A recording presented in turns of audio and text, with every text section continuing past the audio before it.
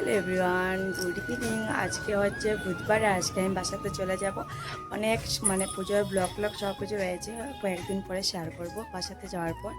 আর আজকে যেহেতু আমি বাসাতে যেতে পারছি হচ্ছে বুধবার, আর আজকে যেহেতু কাজ পুরো কমপ্লিট, কাগজ করে কাজ পুরো কমপ্লিট। আর আপনার রান্না হচ্ছে, যেহেতু মাতার তো 1 মাসই নিরামিষ খেয়েছেন, আজকে হচ্ছে মাছ খাওয়া হবে আর কি। আমার নিরামিষটা ভাঙা হবে, ওটাই আর কি। চলো দেখেই দেখি কি আজকে রান্না হচ্ছে। আমি সত্যি কথা বলবো, আমি এখন টায়ার্ড হয়ে গেছি। ভিডিওটা আপলোড করবো সেটাই আমার কাছে টাইম প্রচুর আছে, বাট শরীর আমি টায়ার্ড হয়ে গেছি, ওটাই আর কি। চলো, বাবাকে খাওয়াই দিয়ে ঘুম বাড়িয়ে দিয়েছে আর মিমি, আর আমি আর বর্দি মিলে রান্না করছি। চলো দেখে দেখি রান্না করছি।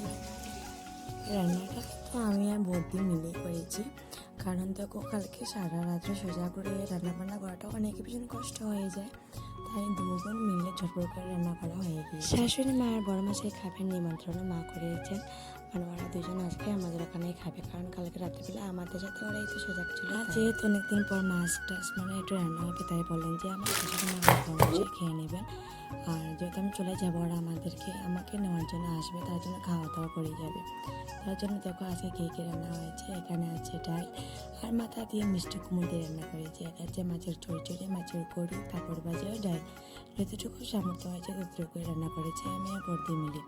যেহেতু রান্নাবান্না প্রায় কমপ্লিট, এখন দেবীকে বাইকে ভাত দিয়ে দিয়েছে, কারণ ওরা কালকে রাতেরবেলা খেয়েছে না, তার জন্য এদিকে পাপড়গুলো বেছে নিয়েছি। দেবী ভাই খাওয়া দাওয়া কমপ্লিট করে নিয়েছে, এবার আমার খাওয়া দাওয়া করে নেবো, যেহেতু বড়োর সাথে বলেছে আসার জন্য, চটপট করে এসে যাবে, তারপর রেডি হয়ে আমি চলে যাবো।